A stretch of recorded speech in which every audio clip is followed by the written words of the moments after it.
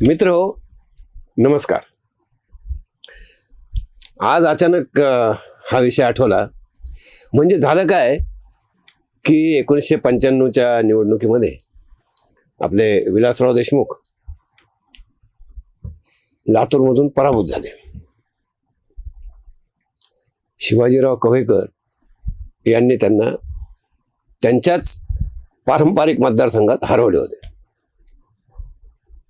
मोठा धक्का होता. त्यांना तर होताच, त्यांच्याबरोबर त्यांच्या चाहत्यांसाठी हा फार मोठा धक्का होता. कधी कोणाला असं वाटलंच नव्हतं की पराभूत होऊ शकतील म्हणून.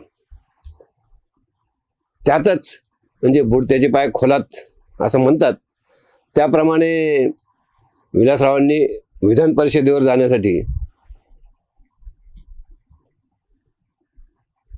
एक प्रयत्न करून पाहिले. तो देखील त्यांच्या अंगाशी आला. म्हणजे तेथेही त्यांचा पराभव काय 0.5%. विलासरावांनी छत्रपती संभाजीनगर येथील उच्च न्यायालयाच्या खंडपीठामध्ये शिवाजीराव कव्हेकरांच्या निवडीला आव्हान दिले होते. त्यानिमित्तानं छत्रपती संभाजीनगरमध्ये त्यांचं येणं जाणं असायचं आणि त्यांच्या भेटीगाठी बऱ्याच व्हायच्या. त्यातच आमचे मित्र माजी नगरसेवक नरेंद्र पाटील हे विलासरावांचे खास स्नेही. त्यामुळे त्यांच्याशी मनमोकळं बोलता आलं. 2-3 वर्षानंतर निकाल लागला. म्हणजे 97-98ला काहीतरी निकाल लागला. विलासराव जिंकले होते. संध्याकाळी आमच्या अविनाश पाटलांच्या विंडसर कॅसल म्हणजे आजचे फर्न, तिथं आम्ही सगळे म्हणजे इनमीन 4-5 जणच होतो, जमलो. इद्रिस खान होते. तर इद्रिस खान हे फार जवळचे होते विलासरावांच्या. तर बोलता बोलता मी अगदी उत्साहाच्या भरात बोलून गेलो की विलासराव, आता तुम्ही मुख्यमंत्री होणार. विलासराव चमकले. ते पोळलेले होते. माझ्याकडे पाहत म्हणाले, असं काही म्हणू नका, लिहू नका हो. वक्त से पहले और तकदीर से ज्यादा किसको कुछ नहीं मिलता.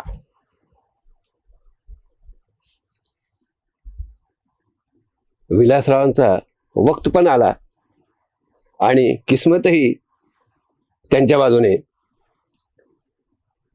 म्हणजे खटला जिंकला तेव्हापासूनच मेहरबान झालेली होती.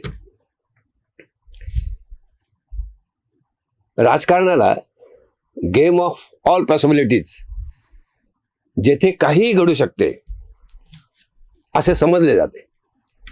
म्हणजे कालचा शत्रू आज मित्र असतो आणि आजचा मित्र उद्या शत्रू होऊ शकतो.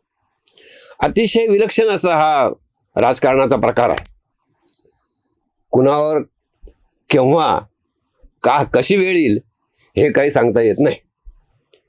मुख्यमंत्री उपमुख्यमंत्री होतो यात तर फारसं आश्चर्य वाटायचं कारण नाही.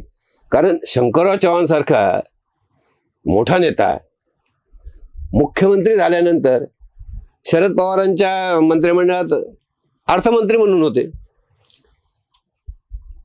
जनतेचा पाठिंबा असलेला एखाद्या वेळेस अज्ञातवासात जातो आणि मुंबई ठाणे वगळता महाराष्ट्राला फारसा माहीत नसलेला एकनाथ शिंदे यांच्यासारखा नेता मुख्यमंत्री बनून जातो. म्हणजे मुख्यमंत्री होण्याची जे काही कॅटेगरी हे असतं, पात्रता असते, त्याच्यामध्ये मुनगट्टीवार बसतात. पण ते लोकसभेमध्ये हारतात आणि आता आमदार म्हणून स्वतःला ते सस्टेन करू लागलेत.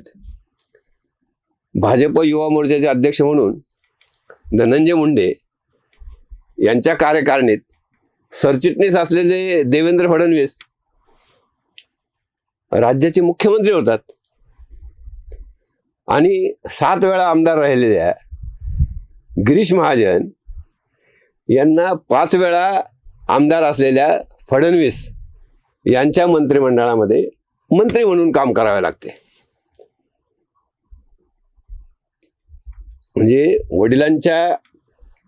वडिलांमुळे म्हणजे अजितदादांमुळे मावळ लोकसभेची उमेदवारी मिळवलेले आणि पराभव पदरात घेऊन पार अडगळीत पडलेले पार्थ पवार आज अचानक बडे नेते बनले आहेत. सुप्रिया सुळे राज्याच्या मुख्यमंत्री होण्यासाठी तळमळत असताना असा कोणत्याही प्रकारचे स्वप्ने न पाहणारे आणि राजकारणाशी थेट तसा संबंध नसलेल्या सुनेत्राताई पवार राज्याच्या पहिल्या महिला उपमुख्यमंत्री झाल्यात. मुख्यमंत्री पदाच्या चर्चेत नसलेले बाबासाहेब भोसले आणि बॅरिस्टर अब्दुल रहमान अंतुले इंदिरा कृपेने अचानक मुख्यमंत्रीपदी बसतात. ही सर्व कालसापेक्ष म्हणजे राजकीय पटलावरील काही निवडक अशी उदाहरणे आहेत. याच साखळीत एक नवे कोरं नाव म्हणजे आपले तामिळनाडूचे विजय जोसेफ. ते तामिळनाडूचे मुख्यमंत्री. तर केरळ काँग्रेसच्या पलीकडे ज्ञात नसलेले आणि राहुल गांधींचा चॉईस जो होता वेणुगोपाल यांना पार धोबी पछाड देत व्ही सतीशन केरळचे मुख्यमंत्री होतात. हा काय म्हणणार? म्हणजे काय तर राजकारण वेळ आणि सापेक्ष बदलत असते. आजचा हिरो उद्याचा झिरो ठरतो. तर आज कुठेच दिसत नसलेला एखादा धूमकेतू मध्येच चमकून जातो. राजकीय पटलावर एकाच वेळी कोणी सकारात्मक तर कोणी नकारात्मक अशा पद्धतीने राजकारणात कार्यरत असतो. आपल्या क्षमता आणि अनुभव समजून न घेता स्वतःला एक प्रकारच्या अशक्य अशा उंचीवर पाहणाऱ्यांची संख्या फार लहान नाही बरं. पण ते काहीही असले तरी एवढे मात्र निश्चित की राजकारण हा पिंडच असावा लागतो त्या व्यक्तीचा. तो ओढून ताणून आणता येत नाही. तो उपजत असावा लागतो. नेता बॉर्नच असतो. तो जन्मजातच असावा लागतो. तर आज इतकेच. हा व्हिडिओ तुम्हाला कसा वाटला कमेंट करा. व्हिडिओ आवडला असेल तर लाईक करा, शेअर करा आणि अशा प्रकारचे वेगवेगळ्या विषय आणि माहितीवर आधारित